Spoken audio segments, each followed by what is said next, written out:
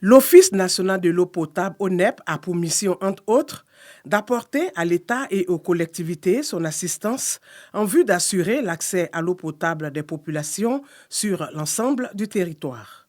Au cours d'un séminaire qui a duré 3 jours à Grand-Bassam, la structure a présenté le bilan de son plan stratégique triennal 2023-2025. Nous avons un grand programme que nous avons appelé l'alimentation en eau potable de 12 villes de la Côte d'Ivoire. Ces chantiers sont presque achevés. Nous allons procéder bientôt à l'inauguration de certains d'entre eux, notamment Grand Lao, Bouaké. Mais déjà au niveau de la ville de Bouaké, cette ville-là était privée d'eau potable. Aujourd'hui, la situation est réglée. Le programme social du gouvernement qui a consisté à la réparation des pompes sur l'ensemble du territoire. Nous avons également transformé un certain nombre de pompes à motricité humaine en pompes à motricité solaire. On a eu un succès assez remarquable au niveau de la Coupe d'Afrique des Nations 2023. Il n'a pas été signalé de manque d'eau. Pour Berthé Ibrahima, beaucoup a été fait, mais des défis restent à relever au titre de l'année 2024, notamment le renforcement des infrastructures des villes de l'intérieur et la construction de centres de traitement d'eau potable pour des populations de plus de 4000 âmes.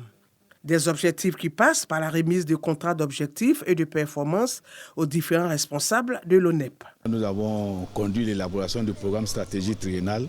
Ça fait que chacun connaît ses missions, chacun a des objectifs qu'il s'attelle à atteindre. Et vraiment, c'est avec beaucoup d'honneur et de fierté qu'au nom de tous mes collègues, nous avons reçu notre lettre de mission et nous allons prendre l'engagement pour pouvoir atteindre ces objectifs-là.